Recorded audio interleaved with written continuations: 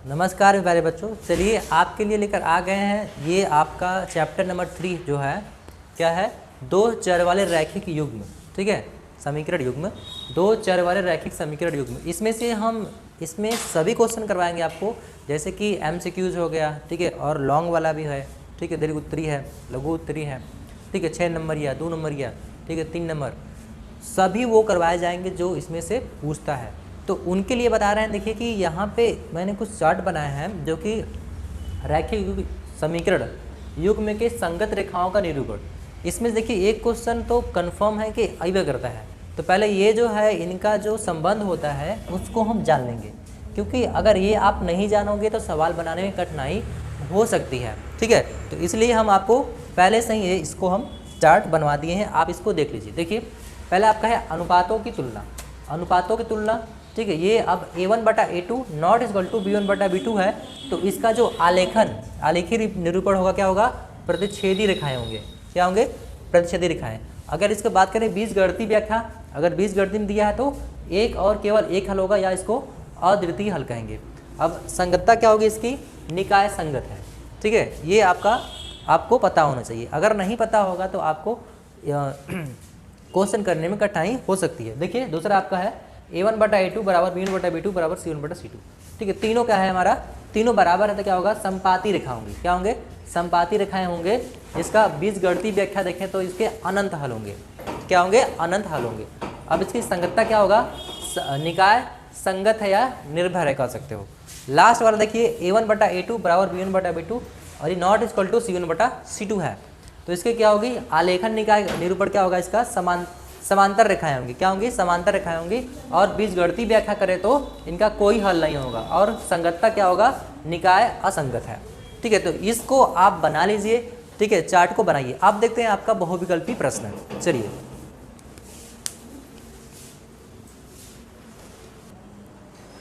चलिए हम लोग आगे देखते हैं जी, बिल्कुल। अब बहुविकल्पी प्रश्न है। देखिए यहाँ हमने दो क्वेश्चन लिख लिया है। पहला क्वेश्चन है, यदि समीकरण x + y = 10 का हल x = 3m + 2, ठीक है, तथा y = 4 है तो m का मान हमें बताना है। देखिए हमें दे दिया है कि x + y = 10, ठीक है, x + y = 10 दे दिया है। चलिए, तो हमें ये दिया है और यहाँ पे देखिए x बराबर कितना दिया है, हमें दिया है x = 3m + 2 ये दिया, और y बराबर दे दिया है, y बराबर दे दिया 4। तो इन दोनों का मान हम इसमें रख देते हैं। देखिए x बराबर कितना है, तो यहाँ पे दिया है आपका, ठीक है, 3m + 2, y बराबर कितना है आपका इसमें, तो 4 है, +4 बराबर 10 है। यहाँ से हमें m का मान पूछा है। ठीक है, m का मान पूछा है, तो यहाँ देखिए जोड़ देंगे इसको, कितना हो जाएगा, 3m = 6। ठीक है, 6, एक मिनट इधर जाएगा आपका, 10 - 6 हो जाएगा, तो क्या हो जाएगा, 3m = 4। तो m बराबर हमें मिल जाएगा 4/3। ठीक है, हमने ऑप्शन नहीं लिखा है। ठीक है, तो आपका ये m का मान मिल जाएगा 4/3, राइट आंसर हो जाएगा। कोई दिक्कत नहीं यहाँ पे। देखिए यहाँ से हमें x + y = 10 हमें समीकरण दिया है, उसका हल कर रहा है, x बराबर इतना है, y बराबर उतना है, तो हमें x और y का मान उसमें रख दिए और वहाँ से हमें m का मान निकाल दिए। तो इस प्रश्न का आंसर हो जाएगा 100% राइट।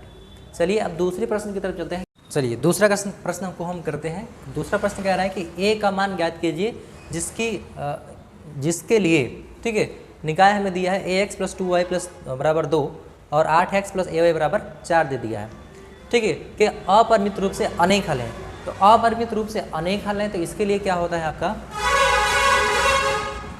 अगर हम अनेक हल की बात करें तो अनेक हल का जो होता है आपका संबंध क्या होता है कि A1/A2 = B1/B2 = C1/C2। यही आपका है, बात क्लियर हो यहाँ से, यही है। तो आप इन दोनों को लेकर हल कर सकते हैं। यहाँ से देखिए समीकरण क्या है आपका, ax + 2y, ठीक है, ax + 2y, एक मिनट मार्कर चल रहा है, इसको देखते हैं। ax + 2y, ये इधर आएगा 2 तो क्या होगा, -2 = 0। ये हो गया समीकरण नंबर फर्स्ट। दूसरे का देखते हैं तो 8x + ay - 4 = 0, ये हो गया दूसरा समीकरण। ठीक है, क्या करेंगे हम a1/a2 और b1/b2 को लेकर हल करते हैं। चलिए देखते हैं, यहाँ से अगर हल करते हैं a1/a2, a1 कितना है आपका a है, a2 कितना है 8 है, ठीक है, अब b1 कितना है 2 है, b2 कितना है a है, ठीक है, इसे हम हल करेंगे तो a का a में कराएंगे तो कितना होगा a स्क्वायर बराबर 8 दूना 16। अब यहाँ a जो है दिख रहा होगा, ठीक है, हाँ, तो a जो है अगर स्क्वायर इधर ज़्यादा क्या बनेगा आपका अंडर रूट बना देगा, ठीक है, वर्गमूल में 16, तो a बराबर क्या मिल जाएगा 4, क्या मिल जाएगा 4। आपको पता है कि 16 का वर्गमूल क्या होता है 4, ठीक है, तो इस प्रकार से आपका a का मान मिल जाएगा आपका 4 आपका राइट आंसर होगा। चलिए अगला प्रश्न करते हैं हम लोग। चलिए अगले प्रश्न की तरफ हम लोग बढ़ते हैं। देखिए कह रहा है पिता की उम्र पुत्र की उम्र की 7 गुनी है। 2 वर्ष पहले पिता की उम्र पुत्र की उम्र की 13 गुनी थी। दोनों की वर्तमान आयु बताइए। दोनों की वर्तमान आयु हमने से पूछा है। देखिए यहाँ से हम हल करते हैं, ठीक है, यहाँ से हम हल करेंगे, ध्यान से देखिएगा एकदम सिंपल तरीके से।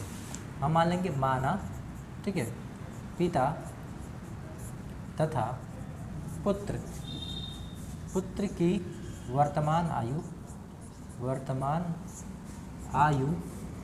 ठीक है, क्रमशः x तथा y है। सॉरी, x और y है, ठीक। अब हम कहेंगे प्रश्नानुसार क्या कह रहा है, देखिए कि पिता की उम्र, ठीक है, पिता की उम्र है, पुत्र की उम्र y है कि 7 गुनी है, पुत्र की उम्र की 7 गुनी है। अगर यहाँ 7 गुनी कर दें हम तो क्या हो जाएगा, ये बराबर हो जाएगा। तो कहोगे हाँ सर ये बिल्कुल बराबर हो जाएगा, ठीक है। चलिए अब कह रहा है कि ये मान लेंगे समीकरण फर्स्ट। अब देखिए तथा और भी कंडीशन है, दूसरा कंडीशन कह रहा है कि 2 वर्ष पहले की बात कर रहे हैं तो x माइनस 2, ये भी क्या होगा y माइनस 2, ठीक है, x माइनस 2 और y माइनस 2। 2 वर्ष पहले की बात होती है तो मतलब कि हम क्या करेंगे कि वर्तमान जो आयु है वहाँ से माइनस कर देंगे, बात को क्लियर करेंगे यहाँ से, ठीक है। कह रहा है कि पिता की उम्र पुत्र की उम्र की 13 गुनी थी, पुत्र की उम्र की 13 गुनी, यहाँ से पुत्र की उम्र की 13 गुनी कर दिया तो क्या होगा, ये बराबर हो गया।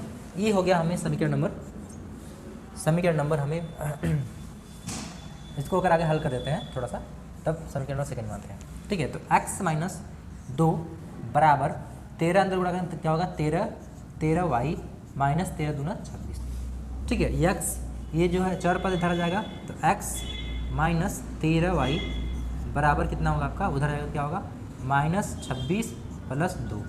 यहाँ तक बात क्लियर हो गई सबको, कोई दिक्कत नहीं है यहाँ तक, ठीक है।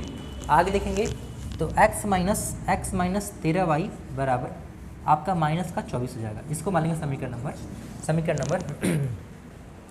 सेकेंड मान लेंगे। बात क्लियर हो गई यहाँ से जी, बिल्कुल। अब हम आगे हल करते हैं। अब देखिए जो x का मान है, x का मान कहाँ पे है, यहाँ पे है। समीकरण फर्स्ट से हम x का मान लेंगे। x का मान समीकरण सेकेंड में रखने पर, ठीक है, रखने पर आप रखेंगे x का मान कितना है, x बराबर 7y है, तो क्या हो जाएगा यहाँ क्या हो जाएगा 7y, x माइनस 13y बराबर माइनस का 24, यही है ना समीकरण नंबर सेकेंड, यही है, ठीक है। तो x का मान कितना है आपका, x का मान है 7y, हो जाएगा 7y माइनस का 13y बराबर माइनस 24। यहाँ घटेगा कितना होगा आपका 7 6 13 माइनस 6y बराबर माइनस का 24। यहाँ तक बात क्लियर। माइनस इस पार है, माइनस उस पार भी है, तो क्या होगा माइनस माइनस कैंसिल हो जाएगा, ठीक है, ये कट जाएगा। तो y बराबर क्या हो जाएगा आपका 24/6, y बराबर आ जाएगा आपको 6 के पार्ट में 24 का बता है तो क्या होगा 6 चौका 24, ठीक है। y बराबर हमें मिल गया 4, मतलब कि पुत्र का आयु हमें पता चल गया है कि 4 है, ठीक है। जब y का मान मिल गया तो y का मान क्या करेंगे हम, y का मान समीकरण फर्स्ट में रखने पर, ठीक है। तो क्या है समीकरण फर्स्ट, x बराबर 7y है, तो x बराबर क्या हो जाएगा 7 गुणा y का मान कितना है आपका 2 है, कितना हो जाएगा 4 है ना, 4 है, तो x बराबर कितना होगा 7 चौंग 28, ठीक है, 7 चौंग 28 हो जाएगा। तो हम अतः लिख सकते हैं कि जो पुत्र की आयु है कितना है आपका, पुत्र की आयु कितना है आपका, ये आपका पुत्र की आयु है, ठीक है 4 वर्ष, और पिता की आयु है 28 वर्ष। 7 × 28, बात क्लियर हो गई यहाँ से, ठीक है। तो हम लिख लेते हैं यहाँ पे थोड़ा जगह यहाँ पे, अतः पुत्र और पिता की वर्तमान आयु, ठीक है, वर्तमान आयु कितना आपका है 28 वर्ष, दिख रहा है, दिख रहा होगा 28 वर्ष, और पुत्र की वर्तमान आयु कितना है आपका 4 वर्ष, 4 वर्ष बिल्कुल सही है आपका, ठीक है। आप यहाँ से स्क्रीनशॉट ले सकते हैं। चलिए ठीक है, तो हमने इस छोटे से वीडियो में आपको बहुत इंपॉर्टेंट क्वेश्चन बताए हैं, उम्मीद है आपको बहुत अच्छा लगा होगा। और यदि आप, ठीक है, यूपी बोर्ड कक्षा 10 में है, ठीक है, आपके लिए बहुत इंपॉर्टेंट क्वेश्चन रहा, और आपकी जो हिंदी पेपर हो चुका है, आगे आपका मैथ का पेपर है, ठीक है। तो आपके लिए ही ये बहुत सारा वीडियो और हमारे यूट्यूब चैनल पे हम लगातार मेहनत कर रहे हैं, आपके लिए ही मेहनत कर रहे हैं, और आगे भी वीडियो लगातार आती ही रहेंगी, ठीक है।